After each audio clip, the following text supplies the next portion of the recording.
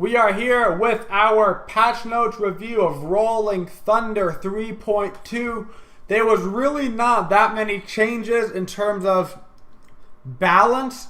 Really the new, it was really about this new god coming in, new Japanese pantheon god Raijin, who looks absolutely amazing. Looks super strong, super unique kit. So let's get right into it, right? And let's talk about this new god. So right off the bat, we're going into the passive. Actually, a useful passive, which is great. Every time you auto attack, you get a stack. When you get 4 stacks, congratulations, you filled up your stack bar, and now your next ability does 30% bonus damage. That's a lot of, 30% of your magical power bonus damage. But that's a lot of damage. Especially with mages right now, getting like 800 magical power. It's plenty of extra damage on your ability, not to mention your base ability damage. Then you have his first ability, Percussive Storm. So this ability's sick. Let me read it to you. He pounds the drum, sending forth 4 peals of thunder in the line, each growing wider as it travels. So it starts thinner, ends up bigger. Each deals 25 damage, up to scaling of 85 with 30%. So 120% scaling is 30% 4 times. To each enemy hit, and stops on the first god in his path. It goes through minions, stops on gods. This ability also grants 1 charge of his crescendo each time he fires for a total of 3 charges. So it'll also build up your passive pretty much to full. Now, the cool thing about this ability is this god, the new god, plays drums, okay? And he has 4 drums laid out in front of him. So 1 a little bit to his left, 1 a little bit to his right, and 2 centered on him. And the ability fires out from the drums. So it goes left drum, right drum, double drum, middle. It's left drum first, so it's a little bit to the left, you gotta aim it a little bit. Then it's the right drum, you gotta aim it the opposite way, and then it's the double drum in the middle that fire at the same time. Super cool ability. Love the way that was made. That's sick. The 2, which is the strangest lore in the entire game, is you send your buddy, your little animal buddy, inside your enemy's belly button. Because that's what the lore says. And what's wrong with going in your enemy's belly button? That seems totally acceptable. Anyway, while asleep, it'll give you vision on the map. When you wake up, your friend in the belly, in their belly button, you wake him up by hitting him with an auto attack or an ability doing some sort of damage. Your teammate's damage does not proc this, just your damage. It basically acts as a chain lightning, which procs on the person and then chains out. It doesn't chain back, but it'll chain out. It's good for lane clear. It'll be good for damage. And of course, if you're standing by somebody getting attacked by it, you're going to want to walk away because you don't want to get hit by the chain lightning. For all intents and purposes, it's chain lightning that activates on damage. Thunder Crash. This ability's pretty interesting. You send a bolt of lightning crashing down on a target location, damaging and mesmerizing enemies.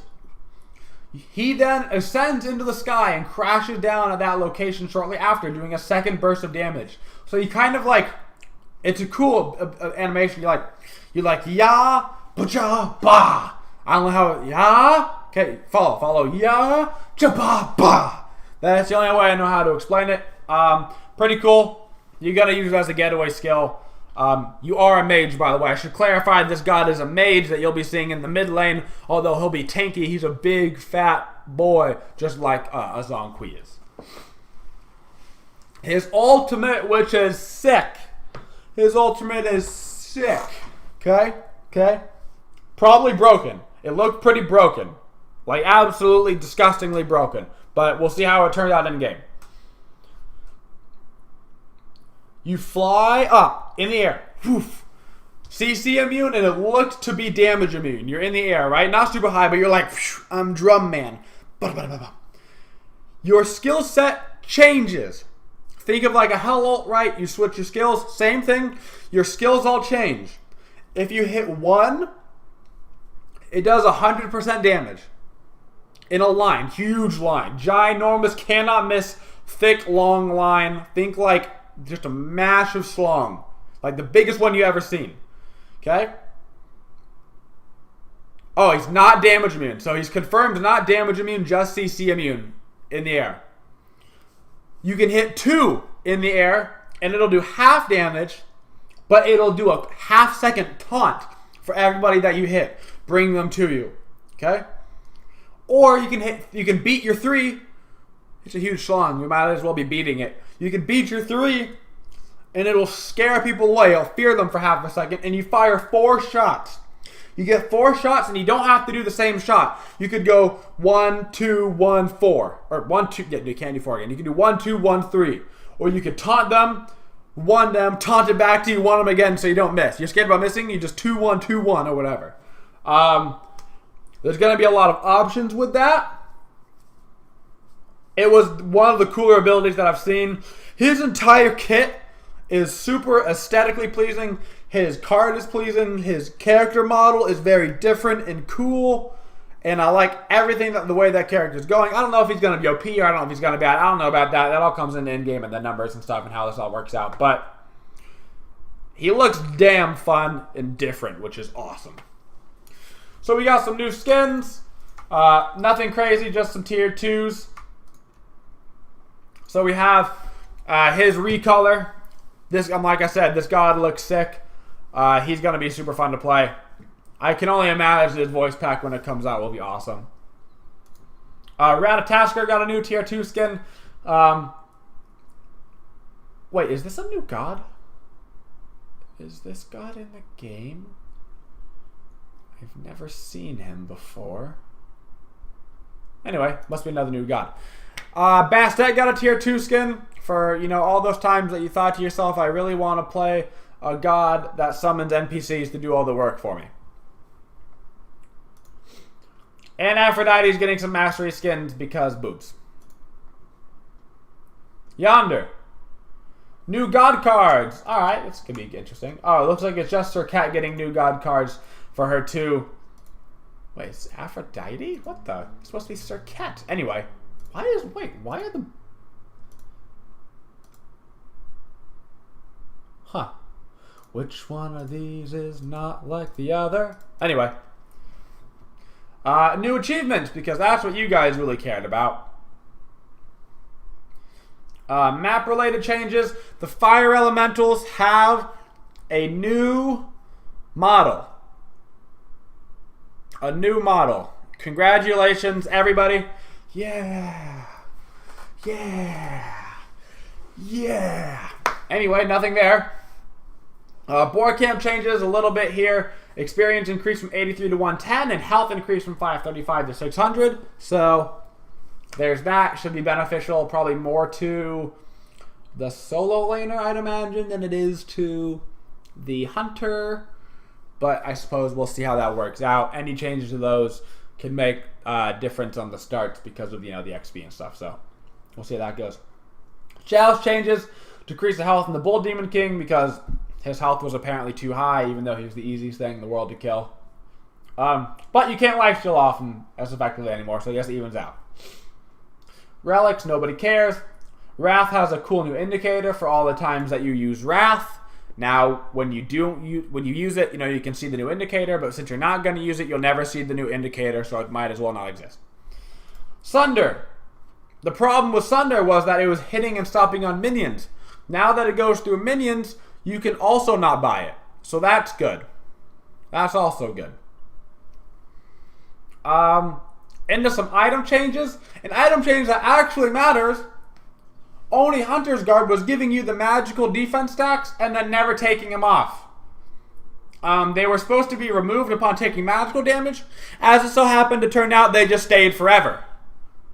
You just got them and they said, congratulations, now you have 100 plus magical protections from one item that was cheap. So,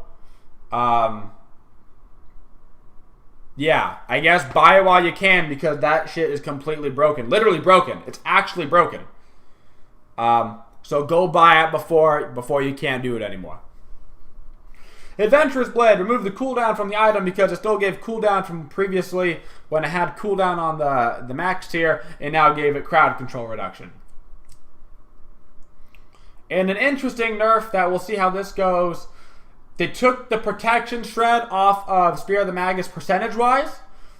And now it's a 3-stack item that takes away 30 magical protections.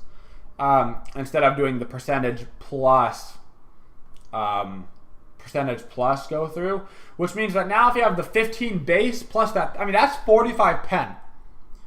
So, like, against tanky targets, it's worse because it's not giving the percentage. But against squishy targets, I mean, that's not bad. 45 flat pen. I mean, you got to get 3 stacks on, right? But 45 pen is not bad. People are complaining about this, saying this is the worst change ever, but you get a Spear of the Magus, and all of a sudden, you got true damage on their ADC. I don't know. See how it work out. Huge god changes in this patch. Massive god changes. Absolutely crazy balancing of Ao Kuang and Raven and Amaterasu and Chiron and Sol. And we really got deep into the list of gods that needed to be balanced. And then, wait a second.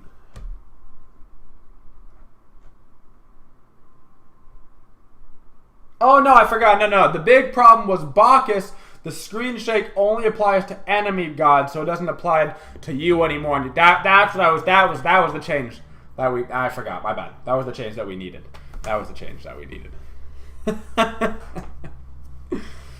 But that's the end of the patch notes, guys. Thank you for watching the video, and of course, thank you to everybody that subscribes to my YouTube.